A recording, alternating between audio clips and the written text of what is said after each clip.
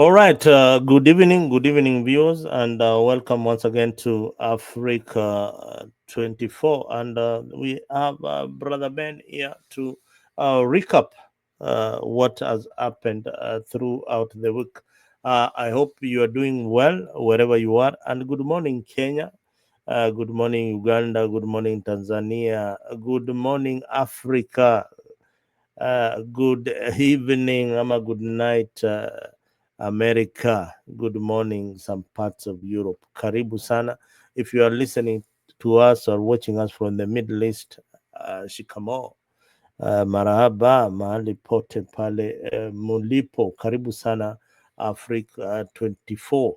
And today, kama kawaida, we have got this wonderful show that we bring for you every other Friday. Never miss this particular show because we have got wonderful discussions and a recap of what is happening in the political scene. Plus, if you missed something, this is the place where you will watch it. Welcome to Africa 24, and today we are going to start off with what has been happening in the show. But before I start off everything, I have got my guest here, Brother Ben. Pia nataka awasalimu kidogo. Brother Ben, karibu. Asante sana ndugu yangu, mimi nashukuru kwa kunipatia nafasi ili tuzungumze, na tumai kwamba wenzetu na Wakenya wapendwa wameamka salama salmini. Tutazungumza hapo kwenye kipindi cha kwa inaendelea. All right, welcome to Africa 24 Friday Political Recap. I am Zalendo, and tonight we are going to dive deep into the dramatic week in Kenyan politics.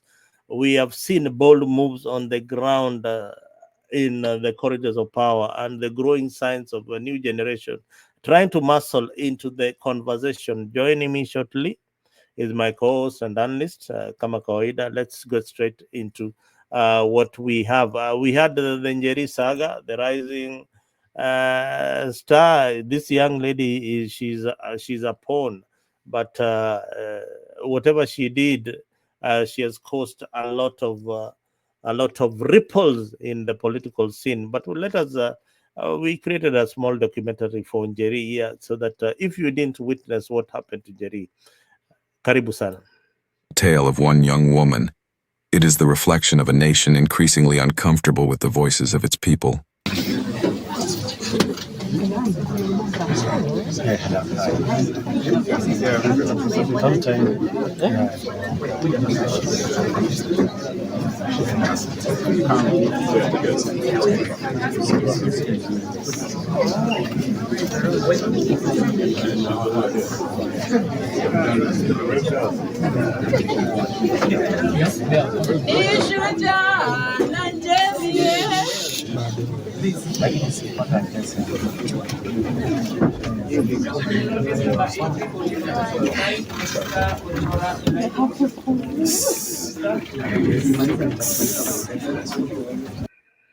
Rose, a university student and vocal youth activist, found herself on the receiving end of state surveillance and intimidation, not because she broke the law, but because she questioned it.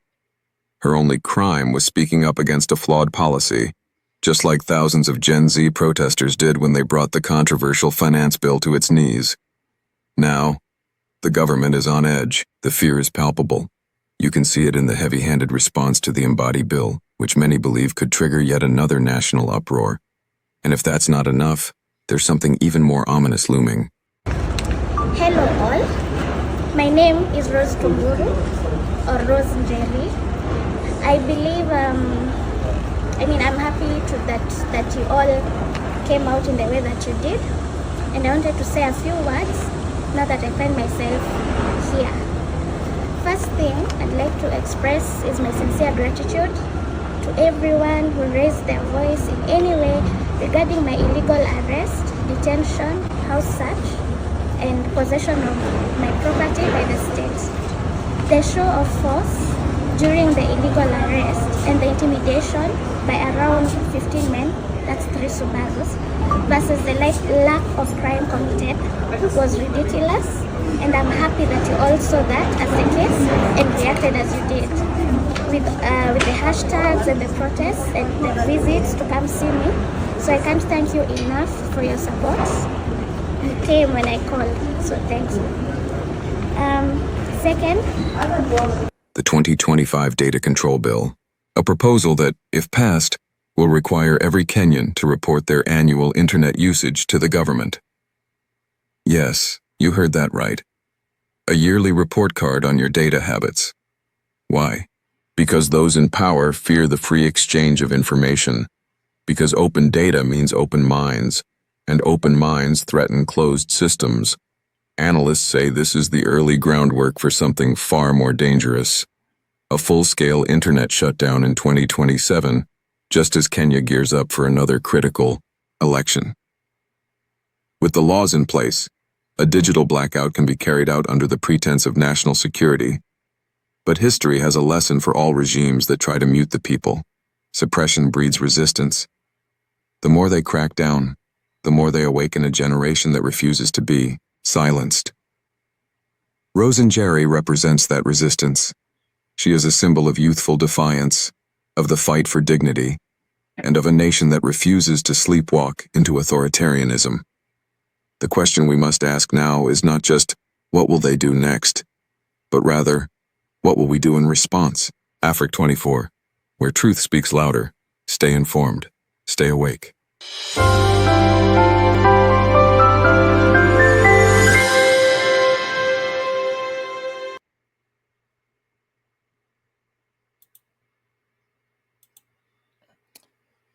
Let me have Brother Ben in the studio. All right, that was a feature about Njeri. Brother Ben, did you watch the drama in court? Did you watch Maraga representing this young lady? I mean, she looks like a class 8, and look at even the paper that she wrote the thanks to the Kenyans who stood with her. I mean, Ruto's government or whoever was doing this stooped too low. That was. I mean, did you see this in the week? Okay, thank you so much, Mzalendo. You know, we have to, first of all, look at where did that story start. I remember she was arrested on Friday, and knowing very well that we were going to have a long week. Remember, it was the week that was extending to Madaraka Day. So Yeah. it took almost four days to be under the police custody. Then she was brought into the courts. But you know, and you look at what was the reason for her to be arrested, and it's something that everybody could question. But maybe the authorities have not. I saw the charge sheet, and because she was charged with the Cyber Crime Act, and I saw, you know, but at it all, you look at some of the people who are handling such like matter, because this is a lady who created a website whereby you can interact. It's a form of public. Yeah, you can post your views on the finance bill on that particular website. Mm-hmm. You know, and that is a very, very, very intelligent mind that even the government can use. Okay, how do you want us to interact in terms of with the era of technology? You know, Mm-hmm. But that's what happened. And now we came to court and we saw something that we've not seen, especially like seeing Maraga coming to defend or to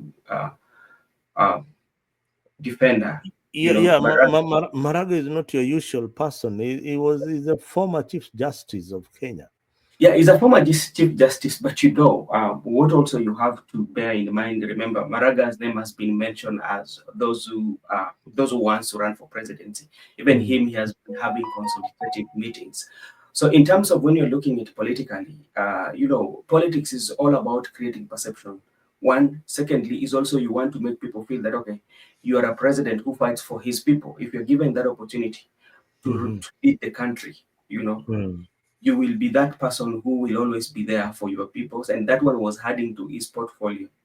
Another thing also I might look at, Maraga is coming to do what he did not do during his time as an advocate, you know, defending the people. Because he majority of his tenure he worked as the advocate of the High Court on the government side. But now, this one, he was defending the people. So he was just doing something that he did not do during his tenure or during his younger years or during his prime time in the legal journey. So that is something that we have to agree. Secondly, you can also see Honorable Kalonzo Musyoka also participated. You see like people like Njiru took a backstage and let the old guards, especially Kalonzo Musyoka. And if you look at the history of Kalonzo Musyoka, I don't think he has practiced law ever since he was admitted in the bar to defend anybody because his life has always been in politics. So he's also bringing in that political aspect to appear there in the bar and telling the people or his followers that I'm one person that if you give me that chance to lead to be your president, I will defend you.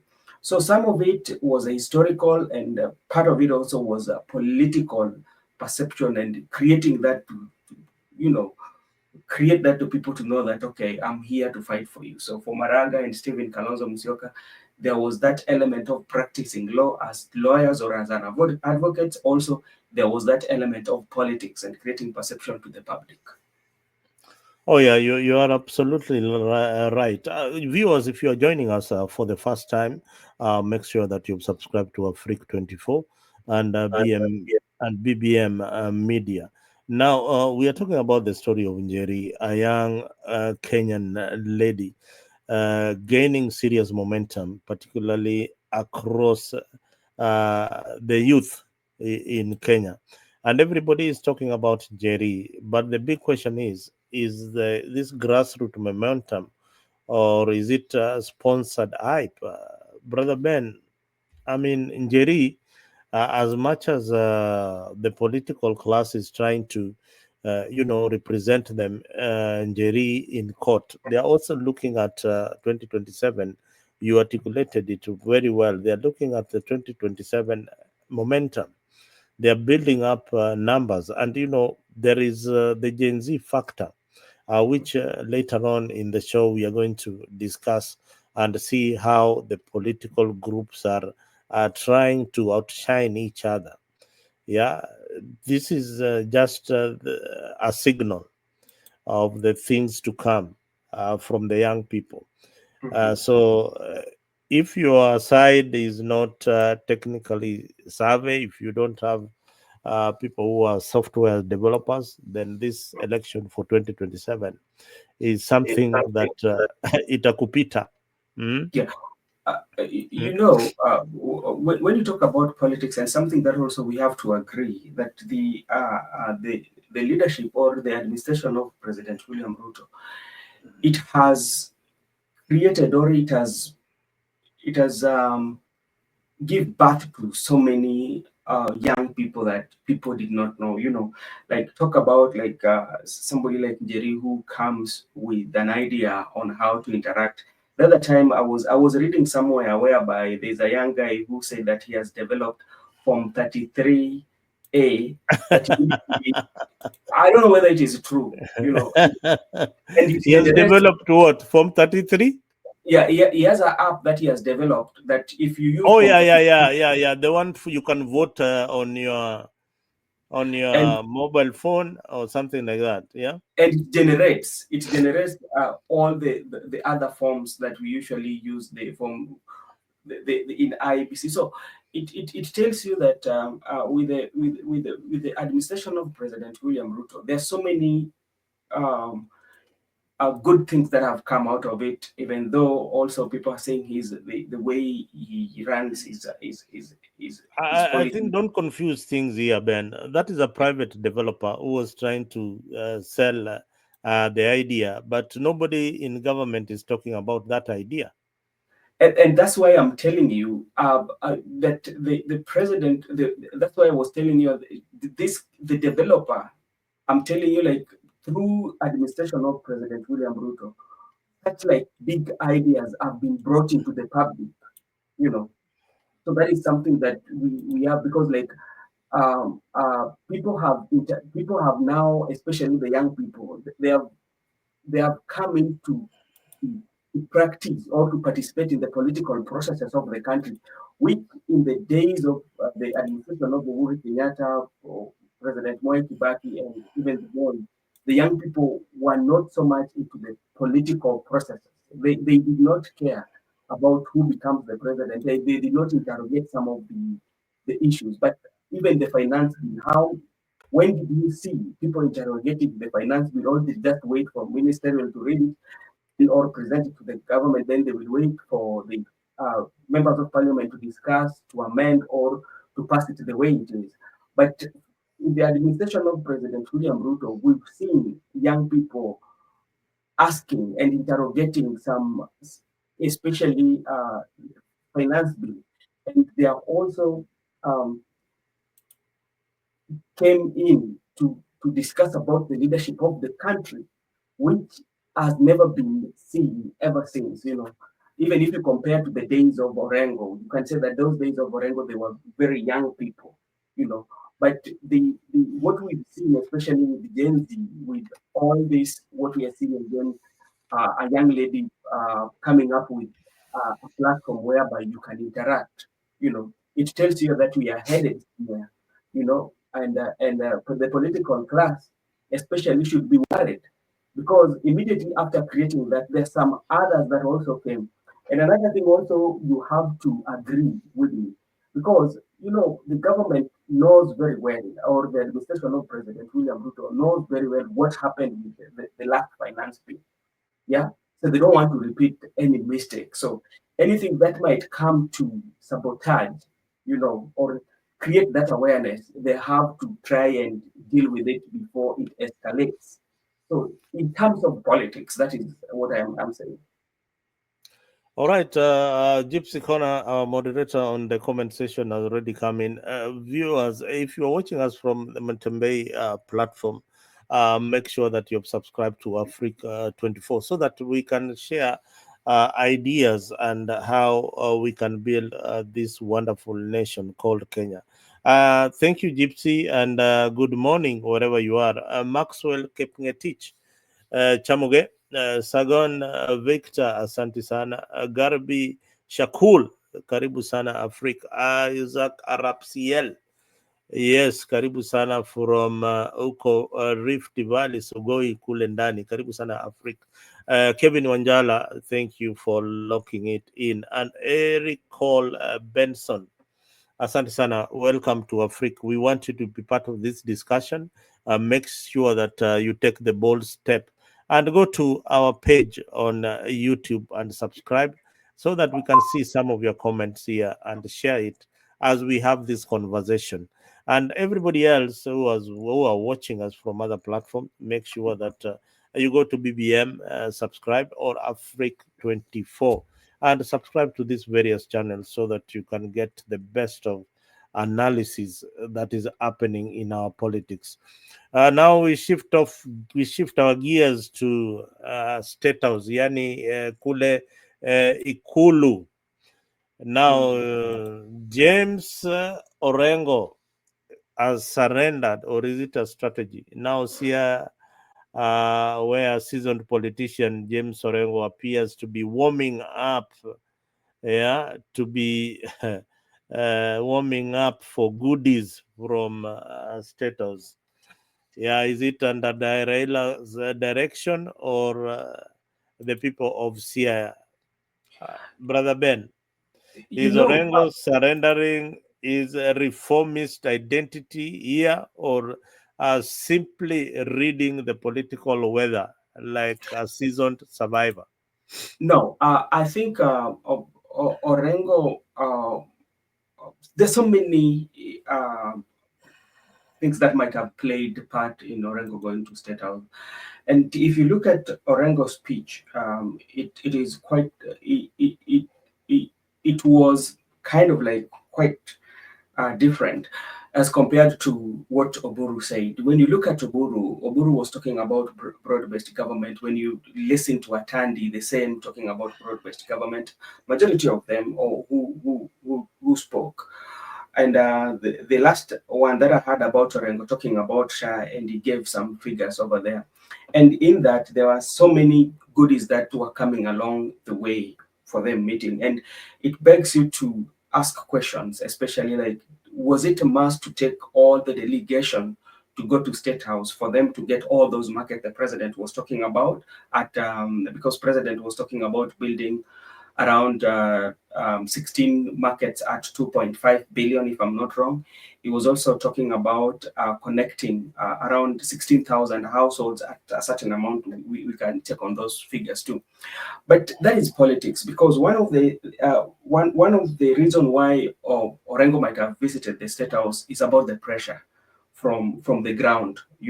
As you know very well, how President William Ruto has gone to Homa Bay severally, and the population are saying on how the development or the projects that is being done in Homa Bay, and people are saying we are not getting those developments. So that one could have been also one.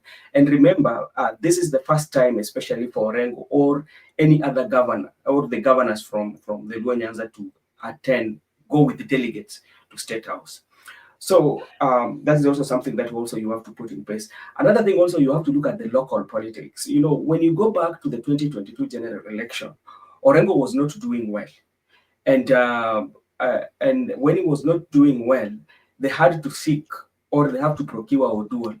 If you look at Honorable Oduol, their political visions or their political act, they were not playing the same politics, because Oduol was one person that was not, he had issues with ODM, remember? And so they had to call him so that Orengo can win, because remember, Gumbo and Charles Owino, the former police spokesperson, they were head on polls.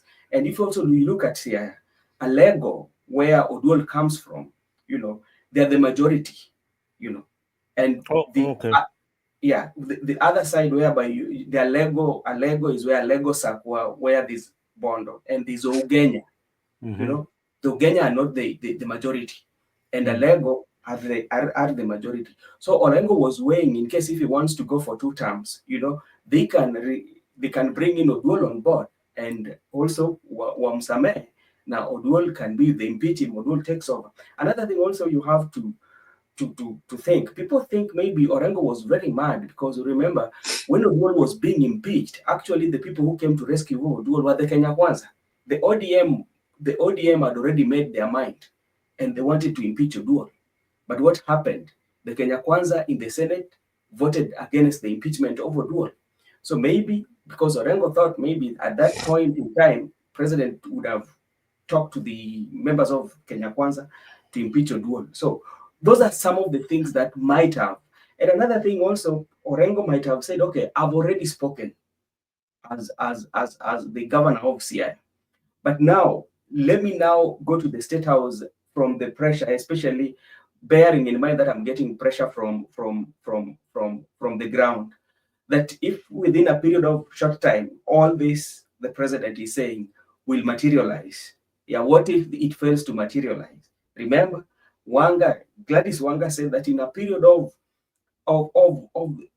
in the period when they started to be in broad-based government, they've seen massive projects taking place in Sia, in Homa Bay. But how when you look at for how long has broad-based existed, it's almost a year, if to say, it's almost a year. So maybe Orengo is on the wait and see. Let me just cooperate, or let me work so that the development can come. Another thing is also to perception to create that all now Nyanza, or we call the Nyanzians, are now in broad-based government, because it was only Orengo who was very, very, very critical or criticizing the broad-based government. But now, as it stands, everybody from Nyanza is in government. But lastly, you have also to look at the Luo nation as a whole, and the loyalty that they usually have to the Right Honorable Prime Minister Raila Odinga. If you look at the art of politics, especially in Luo Nyanza, you have to pay loyalty to the Odinga family. Yeah, if you don't do that, then you're not going to find it easy. So Orengo had to give in. So that is what I think. You are muted. It's called Orengo had to toe the line. Inaitwa kutoe the line. But I Mm. had in some quarters, I had one Robert Alai saying that, if he doesn't play ball, then they're going to kick him out in 2027. Now, you see, politics is changing, and there's a lot of arrogance in some of the leaders within ODM, that especially those who are now aligned to Kenya Kwanza and Raila Odinga. So there's a lot of chest thumping going on in these groups, and somebody like James Orengo could not have survived the pressure. But now look at what James Orengo did, which I think you are refuting. That why did he go with all the delegation to State House? Mhm. That was very, very significant to show that the Sierra County is working with the opposition too, that are in Sierra County. And Mhm. unlike what happened in Homa Bay, where Gladys Wanga went with selected leaders to visit the president. Now, James Orengo's delegation had people from UDA and people from other political parties, but are residents of Sierra and leaders at large. So those are people who form the development block in Sierra. And for that, I give him a thumbs up for incorporating everybody else into the development agenda of Sierra. But something you have also to consider that this is the home county of the Right Honorable Prime Minister Raila Odinga, you know, and he he has been on the fence, especially the Right Honorable Prime Minister Raila Odinga is only in Homa Bay, whereby it seems that he was now confirming that he's working with the government. But for the longest time, he has been denying that. And since that this is his home turf, and this was sending a strong message, especially to the other region, especially or with other leaders that who are not in support of broad-based government, that now you have to. Yeah, now you have to toe the line in the Yes. broad-based government. Okay, that was having said that, CIA County got a lot of goodies. The president has promised a pia, a pia. They call I don't know why I call it pia. It is pia. He has promised a pia in Usenge Beach, where they expect it to be built the same way that one for Oma Bay is built. And I think there is a cold storage that is also coming up. So it is up to the leaders to follow up on these particular projects so that the people can realize the benefit, the economic growth in that particular region that has stagnated. Both economically but politically, they are very, very vocal, the people of Central Nyanza. Now, what else did the president promise in that particular area? No, But the message, did you have something to say? no. I think one of the promises that president made, apart from that, it was supposed to do 16,000 houses household for electrification. Wapatie stima. There was also 16. Is it how many markets? There was some markets. There was a fire, and what again? I think I Mm-hmm. had it somewhere. Mm.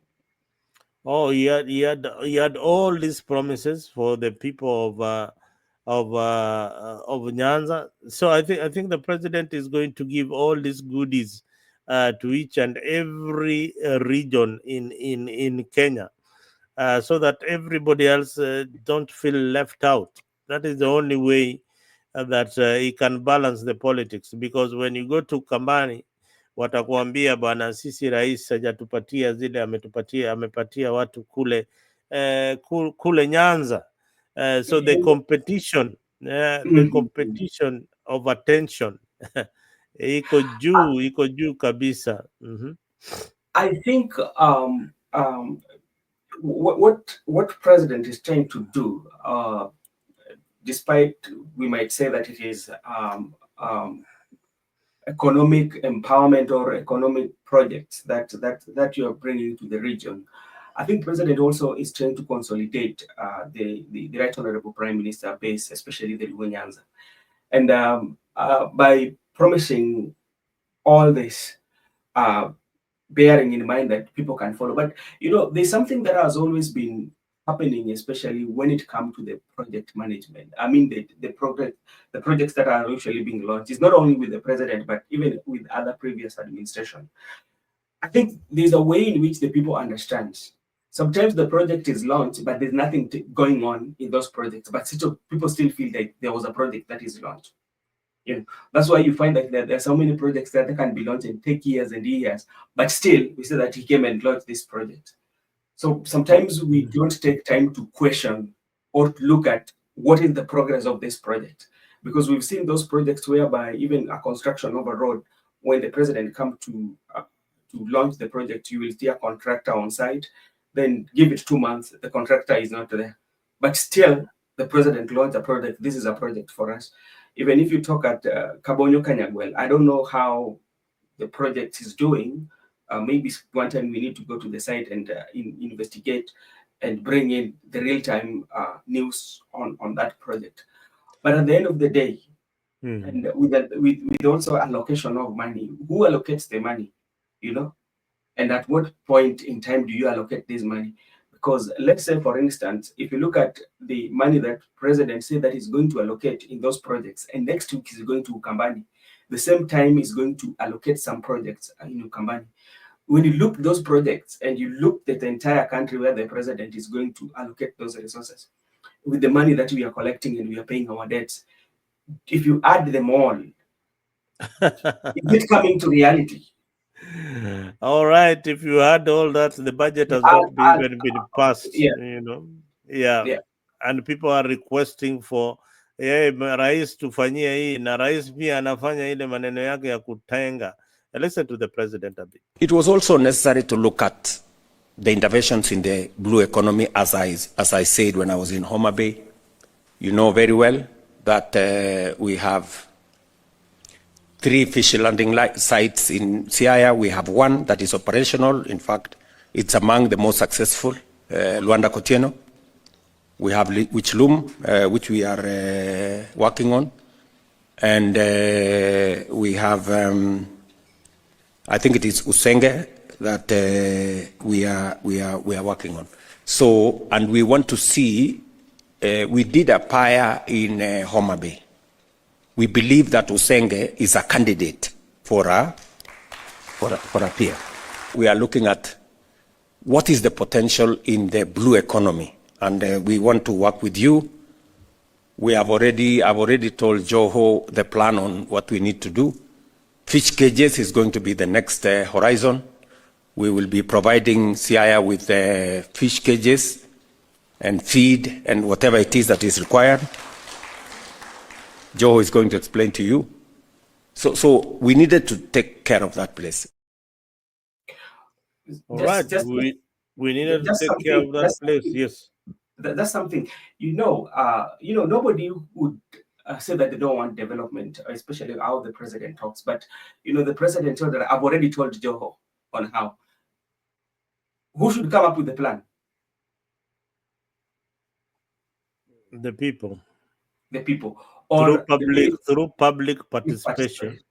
But from the way the president talks, it means that the president has more knowledge on what he's saying, even more than the CS in charge. And that's how usually how president comes. Because let's take, for example, Joe is coming to explain what president has said, and he doesn't explain it in a way that people can understand. I've already told Joe he's going to explain to you, but in the process of the speech, he has explained to you that Usenge is the best candidate for the next part. What are you going to say again? Huh? What are you going to say?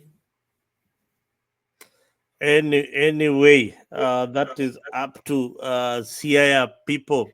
The ones Yeah. It's good for Siaya people. By the way, when it comes to development, it's something that you cannot just like be a one person that will say that, okay, president is not doing a good job or that. But Yes, if Siaya people can but benefit on that, what we are saying is that development is good, but let it follow the right procedure. When the president comes to your region, you don't just wake up and start saying tunataka hii, tunataka hii, tunataka. Then the president also wakes up and say nimewapatia hii, nimewapatia hii. Some of these things, according to the constitution, there has to be what we call public participation. Leave about public participation. Some of when such a huge sum of money is being allocated, the parliament should appropriate and allocate such large sums of money. But what also you have to understand, in the history of our country, we've always normalized a presidency whereby we believe there is only president who can give you those Development. Development, that president has to do this. And that's why you find that everybody will have to go to the president. We want this, we want this, we want this. But now, what about those people who cannot access president? What about those people who still do not align their policies and their thoughts with the presidency? So what about this small communities that are not very political? Wakauma, Wapokoma huko chini, wale they are so insignificant. Unajua? Ogiek community. Ogiek wale wanaishi kwa forest pale. Who represents them? By the way, Ogiek wako na member of parliament. I think it was in the Jubilee administration whereby they nominated one of the leaders from Ogiek, if I'm not wrong. Yeah, we need a representation because hizi kabila kubwa kubwa zinameza hizi kabila ndogo, and that is a fear because hao watu they can bulldoze and they have these big political parties and kingpins that matter, lakini hizi kabila zingine they don't have kingpins in their region. So maybe it is high time Ogiek wakuwe na kingpin wao, Wapokomo wakuwe na kingpin wao, wa nani wale warembo wataita wale wakuwe pia wataita wakuwe na kingpin wao, wale wakienda wanaitisha ile kitu wanataka, msaada ile wanataka, kwa sababu nimeona this trend. Unaona pale Kuria, Nyanza, they want also their county mahali wanaweza access president na waambie mahitaji yao. So hii nchi inagawanishwa. Unaona vile ukiwa na birthday cake, unaona vile inakatwa vipande, we shika hii, lakini kuna mtu anapata kale ka kipande kadogo, kanaambiwa uma, and then the fork is returned. Kuna kama mwingine kuna mwingine anachukuliwa, anafinyiwa ile portion kubwa. Unajua ni kweli jambo unasema, ni jambo la ukweli kabisa, kwa sababu unapata kwamba wale ambao unapata kwamba wanafaidika sana ni wale ambao wako na, tuseme kwamba eneo ambao kuna watu wengi. Haya Gypsy Corner anakuchatanisha hapa, anakwambia why can't we give Ruto his flowers where due? All the projects cost money. Whenever he goes, he appreciates with the goodies. Mzalendo, I heard that some inner villages don't have representatives. No. Hakuna village yoyote Kenya hii haina a representative. That is why we have devolution. Kuna MCA, member of the county assembly, wako wengi katika kila constituency. Kutapata kuna those wards, and those wards, that is what we call devolved government. So everybody is represented. Nobody in Kenya today can say that they cannot access a leader. And even if they don't access the MCA, there is the local administration, yani chief wa hiyo area. Huyo ni mtu mfanyakazi wa serikali. So kuna chief, kuna bado kuna wale jamaa wanaitwa wanaitwaje wale wazee wa kijiji, the elders, sijui nani na Council of Elders. yes, wale wako chini pale, they are recognized by law, so wale jamaa wako pale. Sema brother Ben, kuna kitu I can say I think like sometimes we do give him, especially like right now, if all the promises he has made for the people of Siaya, they can get all that, then he will be good, because like remember, Siaya has been one of the counties that is not doing well, especially even if you look at during the time of Rasanga, Honorable Rasanga, he did not do well. Come to Homa Bay during the time of Akuba, Awiti. It did not do well. But now, if you compare the tenure of Awiti and the tenure right now of High Excellency Governor Wanga, at least you can see there's something that is taking place. That is something that we have to agree. Yeah. In as much as Gypsy, we want to agree with you. There are some areas where the leadership has failed, especially maybe to financial issues, like areas in Western Kenya. There are some roads that William Ruto promised, or the government were launching, and the people have not seen these roads. I'll play for you a clip so that at least we are in sync. We are not just a propaganda channel, but we have facts here to prove whatever that we are telling you. It is not that when Ruto has done something good, you will hear it here in this channel. We will praise him. Those development projects that were going to Homa Bay and in Nyanza, that tour was a plus, and the people of Nyanza really congratulated the president. And for the first time, they have seen roads coming their direction. They are not complete, yes, but they are signed. At least somebody has promised something. But listen to this. In some areas, promises were made. The locals have not seen anything, like in Kakamega. Let me play you a video. Ambiwa hapa na dada yetu ya kwamba barabara zinatengezwa na akataja jina za mabarabara, na sisi tunaishi katika maeneo hiyo ambayo barabara zimetajwa kwamba zinajengwa. Sasa sijui zinajengwa saa ngapi. I come from Navakholo, where we take children to towns to see how a tarmac looks like. Madam said, did she say they are doing, or they are going to do, or they have done? Mwananchi mmoja ameuliza, unasema tutajua itaanza lini, itakamilika lini? Nikasema sikuwa nimejitayarisha. Tunafanya kila juhudi kuhakikisha kwamba mwananchi wa Kakamega na eneo la magharibi kwamba ameishi maisha ya kawaida kama Wakenya wa sehemu zile zingine.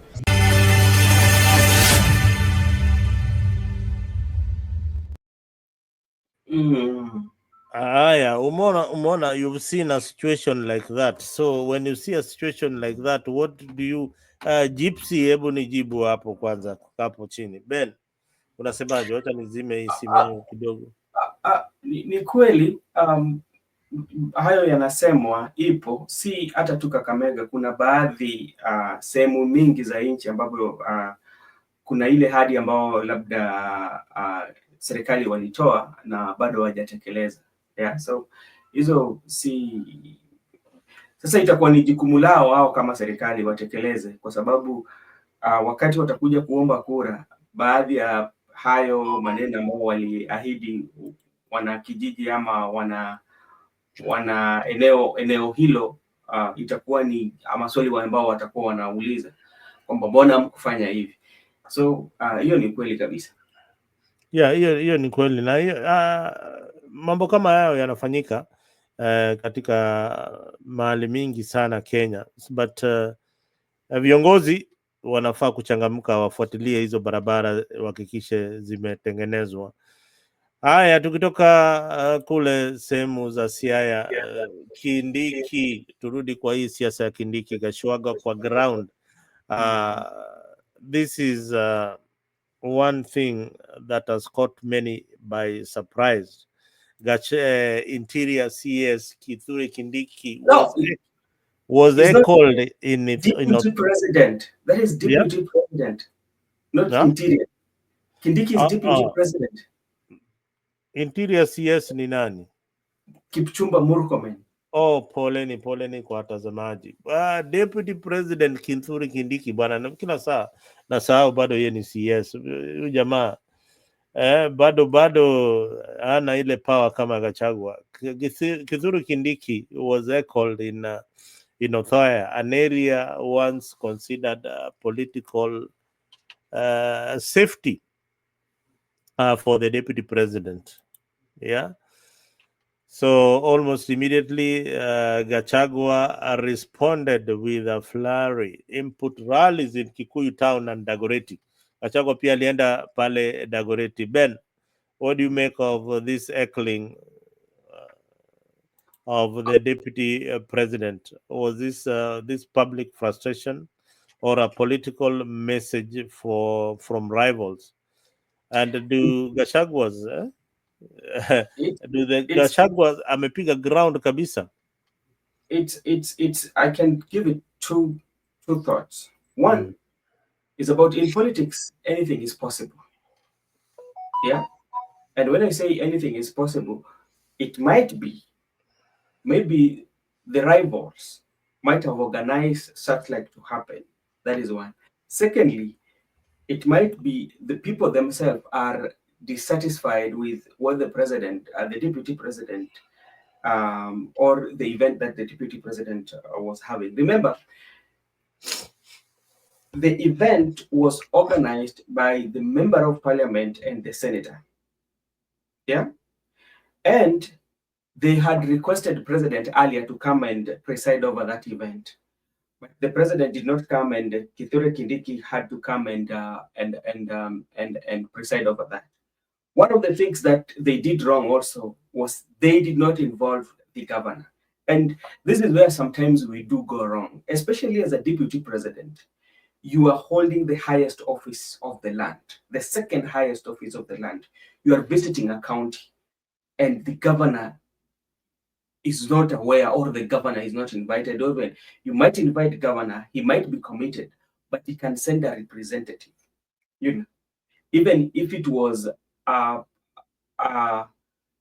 function that is of a party, but your office itself is the second highest office of the land. So that was one mistake that the organizers did wrong. You cannot go to a place whereby we have the governor who is the president of that county and you don't want to involve him. You know, politically that is wrong. Secondly, it also proved to us maybe Rigathi has done the groundwork. The ground is with him. They do not want to hear anything to do with deputy president. And remember, deputy president has been going around doing what we call the bottom-up empowerment. You know, yeah. And how does this bottom-up empowerment really works? Because look at it this way. I tend to believe that they should come up with legislate laws that create environment for the people who have business to thrive. You know, rather than you're muted. Ben, just hold on your thought. You have jumped to the fundraisers, and we were on this story of Rigi G and the deputy president in Central. I don't want us to jump to our next topic before we exhaust this particular topic. Look at it. Na wewe Kasongo unatuma mtu ya standard 6 hapa ati kulexia Kalonzo Musyoka, ati kumwambia ingie kwa serikali. Munataka Kalonzo aingie kwa serikali ya uaji? Munataka ingie kwa serikali ya wizi? Hata kama wewe unadharau Kalonzo na Wakamba, si utafute hata mtu ya form 4 akuje aongee hapa. Hii mtu ya standard 6 ni madharau, si madharau? Na tunasema hii jamii ya Wakamba imekosewa heshima kwa muda mrefu sana. Wakati ya kurudisha heshima ya huyu kiongozi na hii jamii ni sasa.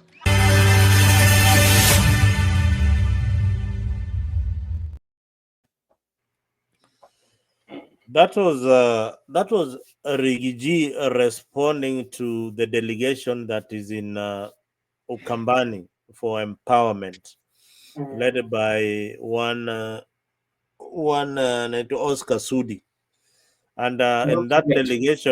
that delegation, I want to play for you another video in response to that, and then now we just try to analyze what is really happening here.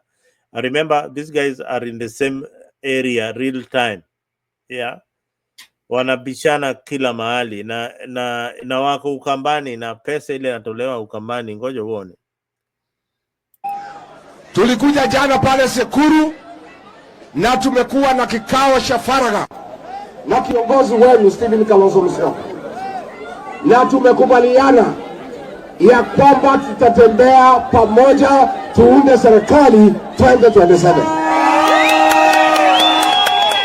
Na mimi nimekuja kuomba nyinyi, huyu kiongozi wenu mumpatie ruhusa, mtupatie yeye, tutembee Kenya, tutafute serikali pamoja. Nimepatiwa ruhusa? Wangapi wanasema wamepatiwa ruhusa? Wamepatiwa ruhusa? Mimi ningetaka kusema sisi tumekuja kutangaza ya kwamba sisi ni marafiki wenu. Siku William Ruto ametuaibisha pale kwa bunge, huyu Kalonzo Musyoka, maseneta ya Wiper na wabunge ndio walifunika sisi uchi. Huyu William Ruto ambaye sisi tulimsaidia akakuwa rais, alienda akatutoa nguo mpaka ile ya ndani. Haya, hiyo ni siasa ya Rigiji, siasa kali kabisa. Huyu jamaa Mount Kenya, tuseme area ya Mount Kenya, naona ni kama ameshikilia kabisa, ameshikilia, na serikali inataka kutumia mbinu zote kuchukua at least watu wawili watatu wale wako wataegemea pande ya William Ruto, mbunge wake yeye mwenyewe. Mbunge wake bwana Gachagua ako pande ya Dr. William Samoei Ruto, the president. Mbunge wake ako pande hiyo. Siasa, politics is all about interest, and always you will be on the side that fits your interest or satisfy your needs. But when you look at Rigathi Gachagua, I've said this, when Rigathi Gachagua was impeached, actually we are now dealing with a different Rigathi Gachagua, different from the one that was impeached, because we are seeing a different person altogether. But all the videos that you played, Rigathi Gachagua knows how to deliver his message whenever he's given an opportunity, and he knows the kind of crowd that he's talking to. He's one person that he knows how to study the mood of the crowd and knows actually what can I speak or what can I feed the crowd. He knows what to feed the crowd. Now, when you come to central Kenya, what Rigathi is doing, Rigathi Gachagua is consolidating the Mount Kenya. Yeah? And that is what he's doing, consolidating the Mount Kenya. And he has to make sure that the Mount Kenya is behind him. And that one gives him advantage to negotiate on the higher table.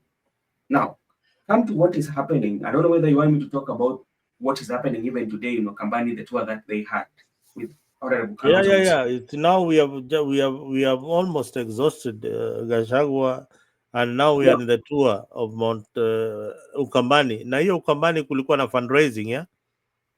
Yeah, so, when I want to look at the side of the president, president will be touring Ukambani.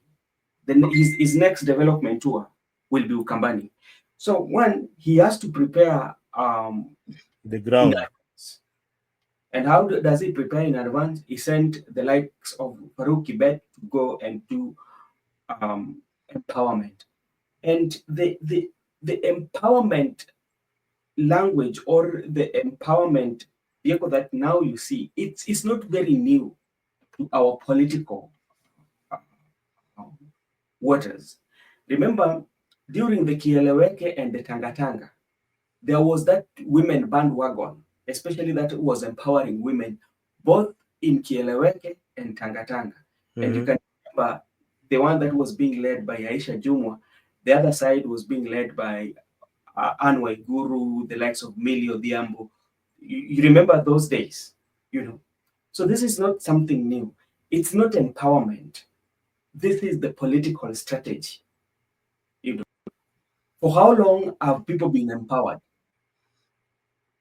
And when you look at the empowerment, usually comes when the political temperatures are high. That is when you get all these empowerment that are in place. And you ask those empowerment, you see the kind of money that are being given out in that empowerment. And remember, we have a law in the country that regulates the amount of money you should withdraw from the bank. If you have to withdraw more than $1 million, you have to give the reason for why you're withdrawing that money. And the people who are doing empowerment, it is something that is very continuous, and they are withdrawing more than $1 million. So does it mean that that law does not exist? So the empowerment that we have right now, you know, especially when it comes to money donation, I think it is not empowerment because there are no strategies or laws that are laid down or that are laid down to create good environment whereby even the person that you've given that money to start a business, that business can thrive.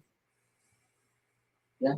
And if you look at what happened with the one that Oscar Sudi did, and I think the deputy president should bore a leave at what Oscar Sudi did, you know, instead of giving money, because Oscar Sudi gave assorted electrical machines to the people, the motorbikes, the car wash machines, ile vitu za kutengeneza samosa, you know. I feel like the one Oscar Sudi is more appealing than what the deputy president is doing, the empowerment now. If you talk about Oscar Sudi, it's quite more of empowerment. You know? And I was surprised today in the political history I saw CS Mbadi, 1.5 million ever since. This is the first time. Unajua, hebu nyamaza hapo kidogo, tucheze hiyo clip kidogo bana. Ngoja tucheze hiyo clip watu. Nimeona ule mshenzi Rigiji anaongea sijui kule Murang'a. Anasema ati magari, pikipiki, sijui mitungi ya maziwa, sijui nini, ati William Ruto ametumana hapa. Nataka niambie wewe Rigiji, ujinga mimi usinilete, pelekea watu wengine. Mimi nimefanya kazi kwa miaka mingi. Wewe ulishinda ukao kwa serikali, ulishinda kutafuta marafiki. Hiyo Murang'a unaongea hapo penye unaongea sijui, wewe umepea nini hao watu? Kazi yako kila siku ni kuamuka na kuhara kwa mdomo yako. Unahara kwa mdomo yako. Hakuna siku unapanga mambo ya maendeleo. Ulikuwa kwa uongozi kwa mwaka 2. Utuoneshe toilet tulijenga huko Mount Kenya. Utuongeze kazi ulifanya. Sasa naona sasa anaongea maneno mengi ati hivi yote William Ruto ametuma. Kwani William Ruto wako na makende, sisi hatuna makende? Waambie Rigijia wache ujinga na wache ushenzi. Sisi tutafanya kazi, tutafanyia wananchi yetu kazi, tutatembea hiyo Mount Kenya, hatuwezi tukatembea bure vile wewe unatembea bure ukiongea matope. Na nataka nikuambie wewe Mr. Dorcas, wacha kwanza kutembea na bibi yako kila siku. Hakuna mwanaume anatembeanga na mwanamke akitembea akifanya siasa. Wacha ujinga na wache utoto. Na hata ikiwezekana tutakuimpeach mara nyingine huko Mount Kenya. Naona unasunguka unaongea matope mingi sana. Huyu Mbadi amekuja hapa ni waziri wa fedha. Ukiuliza Mbadi hata shilingi moja ya serikali kama iko hapa, yeye mwenyewe ametuletea 1.5 million kuongezea kutoka kwa mfuko yake. Wewe kazi yako ni kuongea tu asubuhi William Ruto. Ukilala William Ruto. William Ruto ni bibi yako. Si uende utafuta William Ruto wewe akwe Dorcas wa pili mshenzi.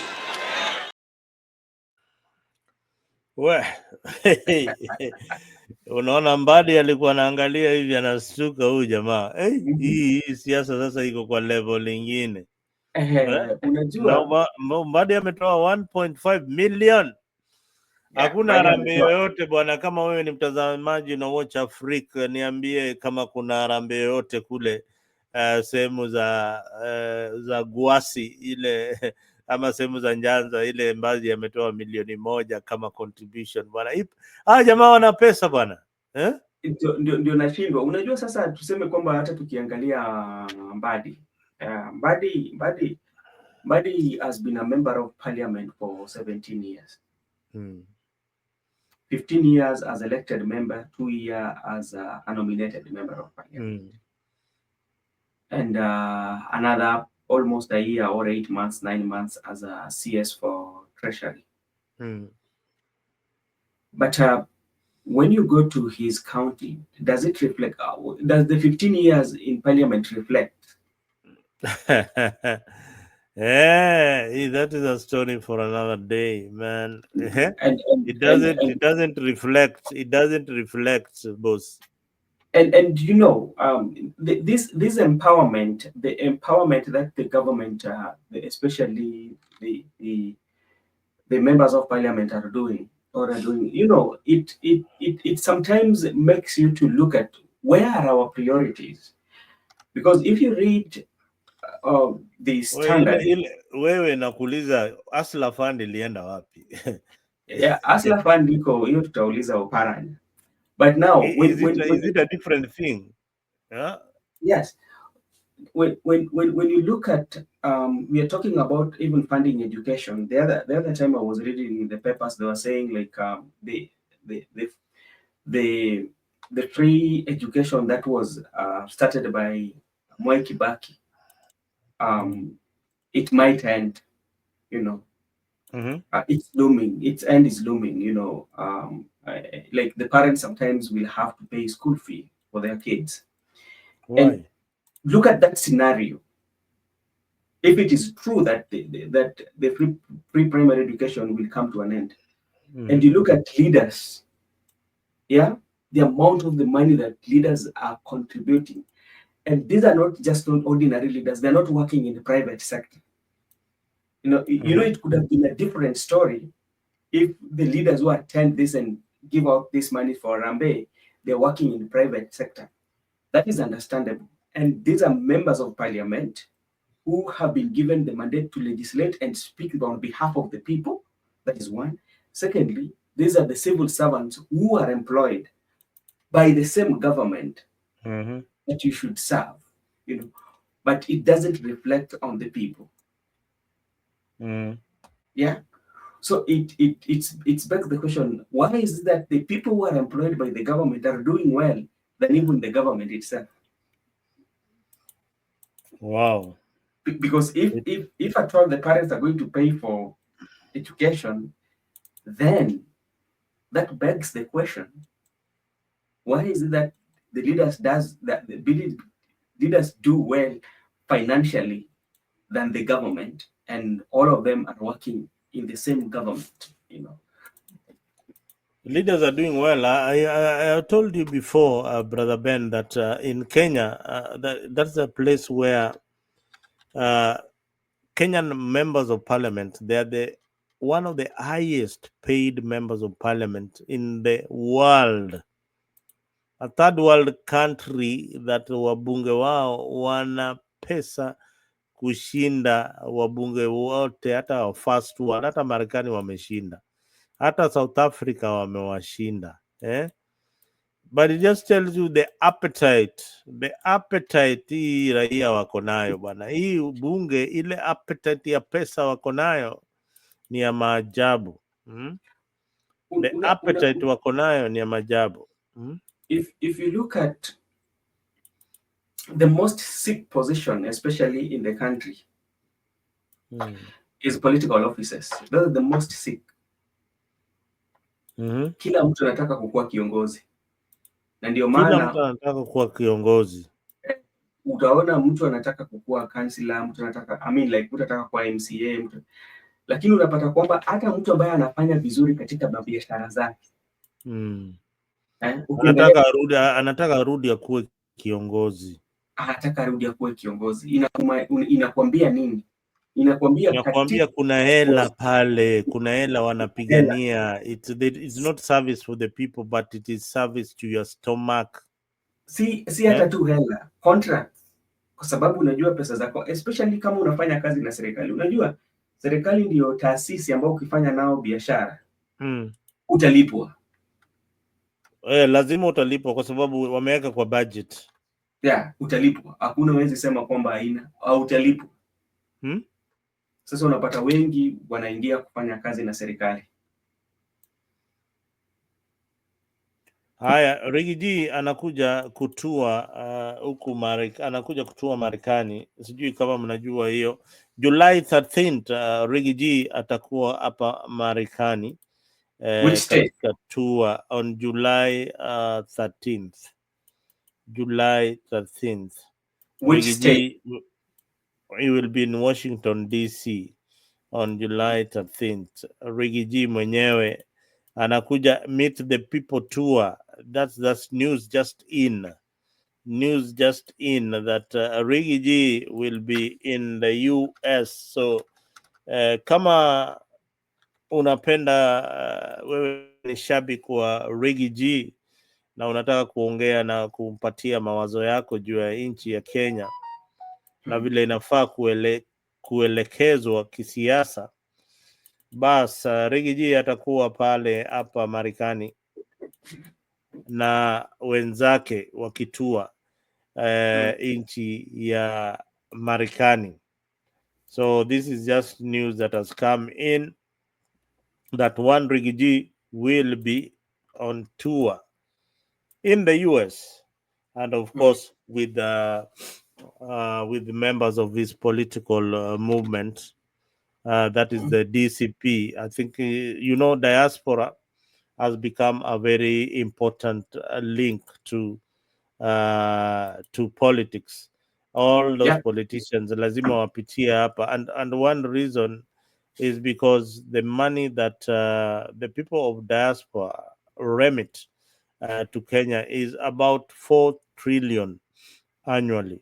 That's about 630 billion shillings. So wako na usemi katika siasa na they want their presence also felt.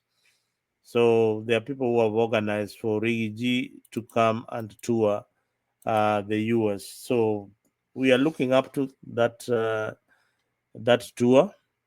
I think it will be very interesting to see the kind of crowd that Riggy G will pull in. Kama itakuwa ni watu wa Mamonyore peke yake, watu wa huko kwao, ama itakuwa ni watu wa hapa Marekani.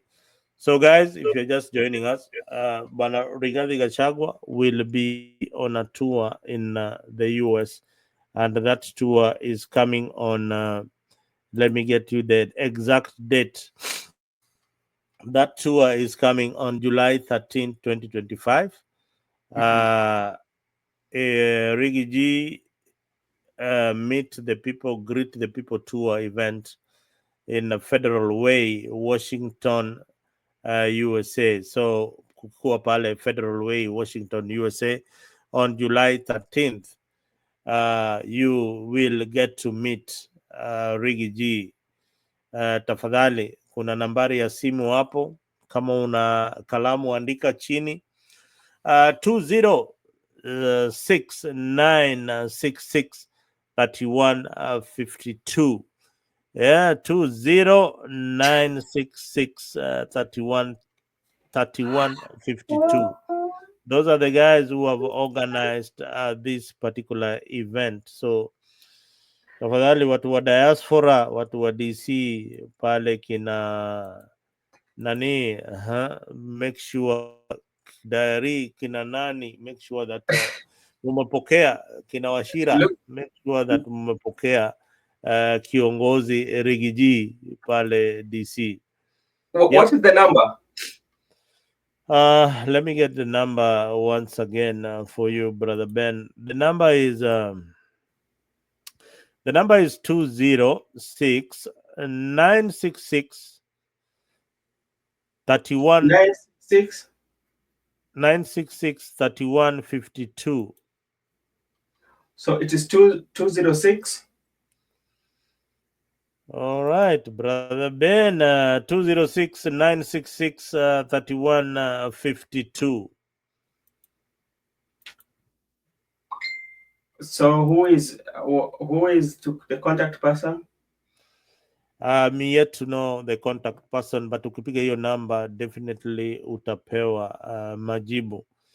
Sisi hapa ni kupasha habari na kuambia Wakenya wale wako kule DC na Virginia na New Jersey that Rigiji atakuwa inatua. Kama kuna maswali unaweza muelezea, unaweza mwambia, unaweza nini, make sure that kuna hiyo maswali, na be rest assured that Africa 24 will cover that event. Tutakuwa pale live kuwaletea moja kwa moja nini inafanyika kule DC. I can see brother Ben Media accommodating Gypsy Corner. Wewe wacha hiyo maneno guys. We will organize and send our representative so that we can have a one-on-one interview if possible. Makori Douglas, thank you for tuning in. Isaac, asante sana for tuning in. Nichi Kenya, asante sana for tuning in. Milton Rogers, thank you. Eric Ozil, thank you. The Real Spin Kenya, asante sana. Maxwell Kipngetich, Sagon, asante sana. Victor, for being part of this wonderful evening and morning.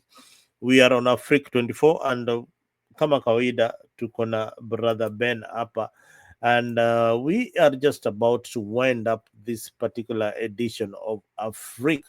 Na kabla to wind up kiasi, lazima tukunye kikombe cha maji kidogo brother Ben, lazima tukunye kachai kidogo kunywa kamaji kidogo, tuende kanini, ndio turudi tumalize in top gear. Usitoke kwenye channel hapo, utakupatia warembo wazuri pale, and stay tuned to Africa each and every time. Tuko na vitu kali tunawaletea. Join us every Friday from 8 p.m. to 9 p.m. for a captivating journey into the world of love, relationships, and romance, presented by the dynamic trio Maggie Knox, MC Jesse, and Annie Waweru. Bed of Roses promises to be your weekly dose of heartwarming stories, insightful discussions, and expert advice on matters of the heart. Whether you're single, in a relationship, or simply love a good love story, this is the show for you. Don't miss out on the chance to unwind and indulge in the joys and challenges of love, all brought to you by our talented hosts. Tune into Africa 24 every Friday from 8 p.m. to 9 p.m. and let us guide you through the enchanting world of Bed of Roses. Subscribe now and mark your calendars. You don't want to miss this. See you there.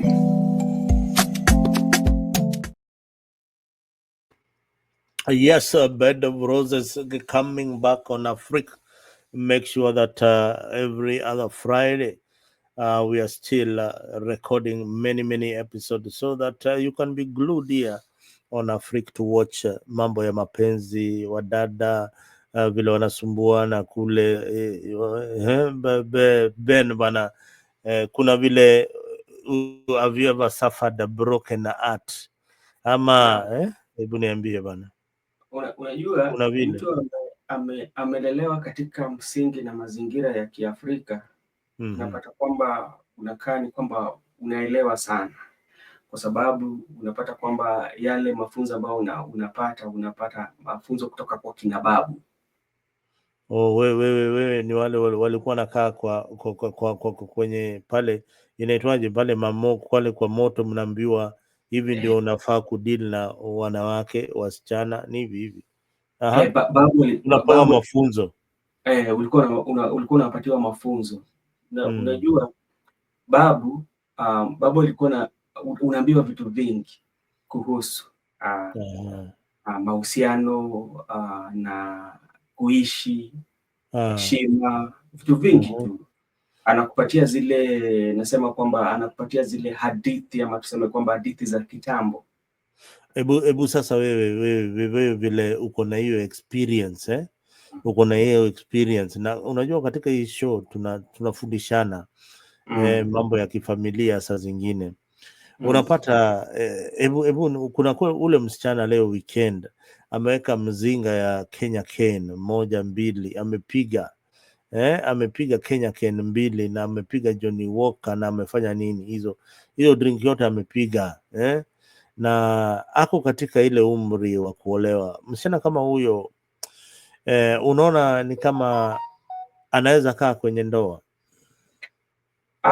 Unajua inalingana, kwa sababu unajua ule mtu ambaye unamuoa anapatikana kwa mazingira ambao wewe unakaa mara mingi. Unajua mazingira ni tofauti na maneno pia unasema ni tofauti. Kama mimi, unajua mimi ni rafiki yako.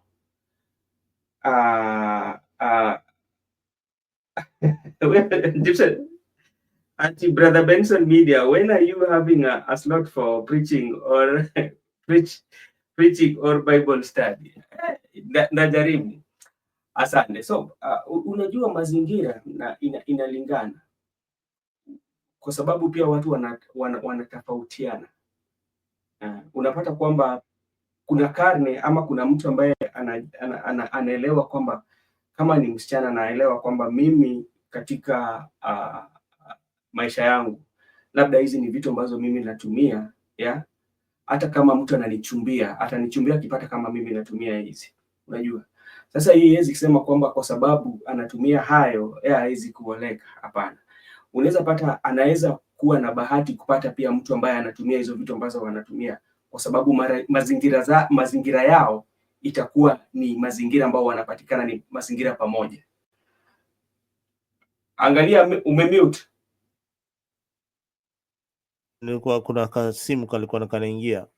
Unapatiwa masharti ya kuwa wewe bwana Ben, kama unataka kunioa lazima ununue kale kamtungi kashisha. Hiyo lazima ikuwe pale unakuja nayo kila wakati na ndio ndoa yetu ikuwe ni mzuri kabisa. Kwa hivyo hapa itakuwa ni chimney, watu wanafanya mambo yao. Hiyo ni mazingira gani? Ndio unasiniambia ni mazingira mazuri ni mazingira mazuri kulingana, kwa sababu hata ukisikiza wimbo ya Remi Ongala anasema kupenda roho. Roho ikishapenda haijalishi. Roho ikishapenda haijalishi.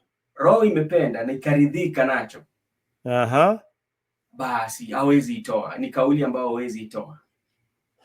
Hiyo ni wimbo wa Remi Ongala marehemu. Remi Ongala marehemu alikuwa anasema kupenda roho. Inafaa one of these fine days tukuwe na show ingine noma sana, tukufundishana na Gypsy Corner pale, atufundishe mambo ya ndoa na mazingira ya ndoa. Unajua Gypsy ndiye ametimiza miaka 75, anaweza tuelezea vizuri sana. Unajua kuna mtu alisema hakuna mtu ambaye ni jeuri ikifika kwa mambo ya mapenzi na ndoa.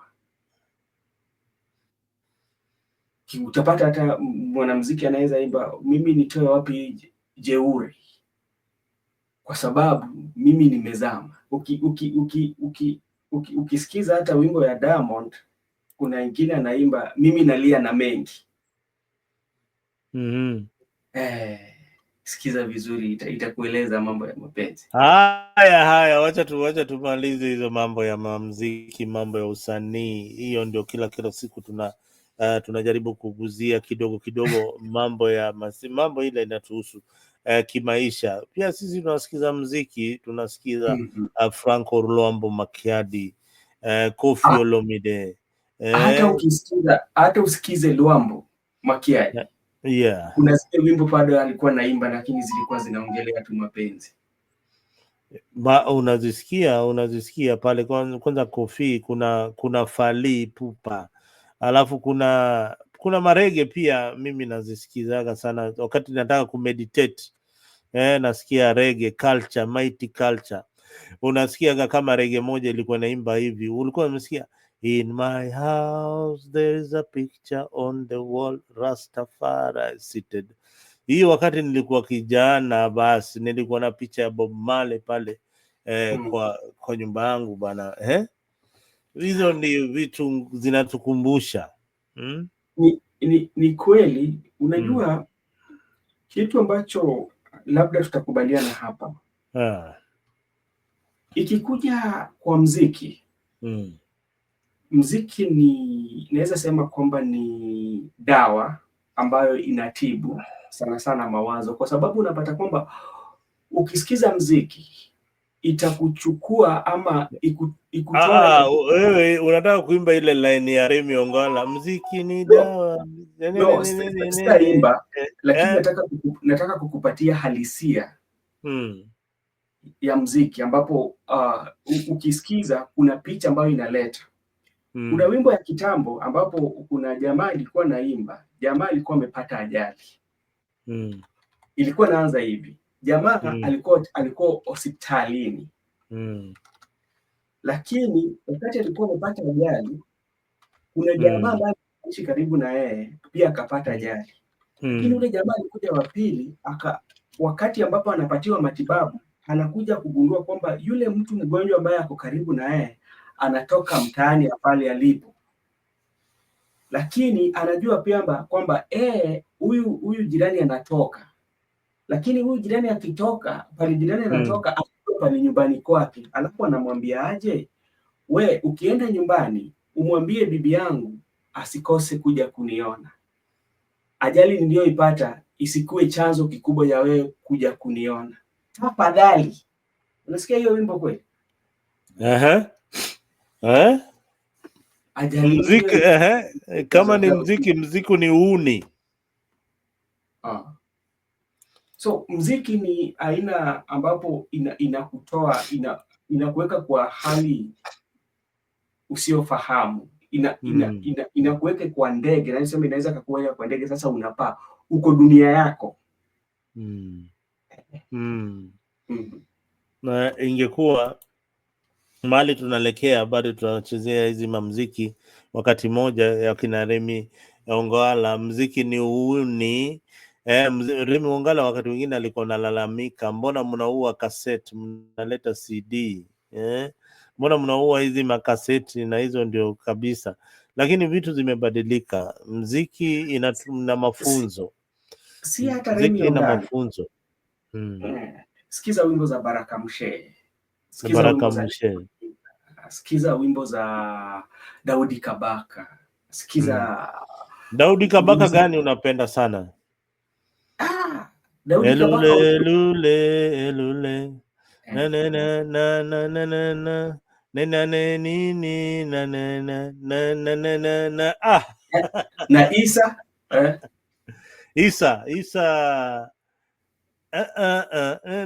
oh my God, Isa the late Isa. Inasema ni wakati ilikuwa ni nani? Isa alikuwa ni msanii ambaye alipotea kule Kenya. Wewe sasa unaongelea Isa ya kizazi kipya. Kuna Isa ambaye alikuwa kuna Isa ambaye alikuwa naimba na wakina pale katika kundi la Les Wanyika. Isa huyo simfahamu. Simfahamu muziki zake kabisa. Huyo pia aliimba muziki kali sana. Wewe aliimba muziki bana. Kuna watu ambao wameimba. Alafu sasa ukitoka hapo sikia marafu ya Pemba. Marafu ya Pemba, yani ni kama hiyo ndio sasa inamaanisha nini? Hujawahi sikia karafuu? Nasikia wapi karafuu ni nini bwana? Hebu sema karafuu na kizungu ni nini? Haya kutupoteza hapa. Karafuu ni nini? Kuishi ziwani kuna raha zake. Akisifia Pemba. Ziwa la Pemba.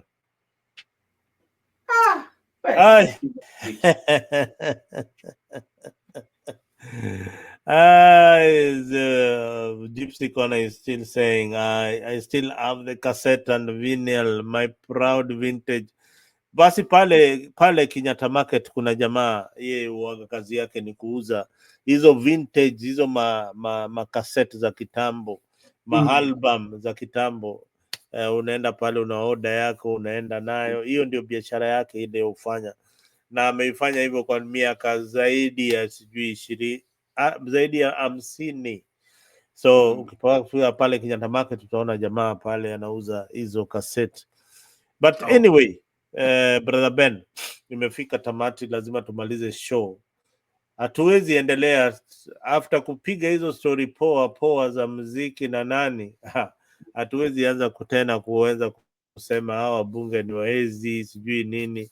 Lazima show tumalize na gia tamu kama hiyo ya muziki, na wacha kama tunacheka, ingawaji wanasiasa wanatuchezea shere, tutajua hiyo baadaye. Lakini ile kitu moja lazima tuseme ya mwisho kwa haya yote tumeongea leo, nataka utoe maoni yako ya mwisho pale katika hii ulingo wa siasa. Unaonaje maoni yako ya mwisho? Mimi maoni yangu ni hivi, ni kwamba kampeni za 2027 zimeanza na kuna vingi zitatokea. The campaigns for 2027 has started and there's so many things that will happen. There are those who will join the Right Honorable Prime Minister, the broad-based government. There are those who will come out of broad-based government. There will another force that will be coming. But at the end of the day, it's the people who will decide what they want are the Kenyan people. Yeah, they're the people who are going to decide what they want, because they have so many questions that they want to answer, that these questions will not be answered on the rallies. These questions will not be answered by the politicians that keep on telling you, or the politicians that are doing all that. These questions will be answered by you. Yeah, the time will come. All the politicians, they will talk, they will tell you what is good for you and what is not good for you. They will tell you who is tribal and who is not tribal. They will tell you who is going to make this country great and who is not going to make this country great. But it is upon you to decide those questions that you yourself, you know, what kind of a country you want, and who are you seeing, the things that you're asking yourself, who do you think can unlock those answers? They are there on the ballot box. So have your vote.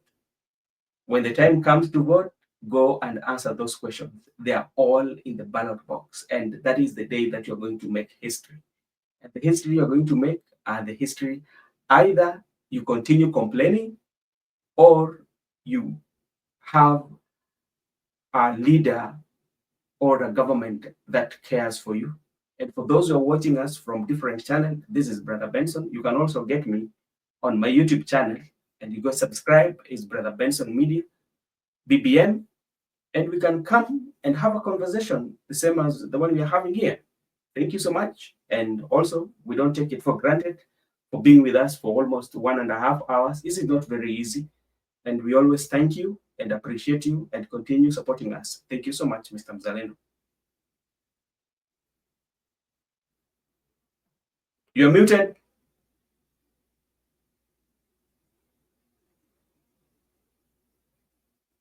You're muted, Mzalendo. I don't know what's wrong with me today, because I'm having this cold and I don't want my listener to catch the cold.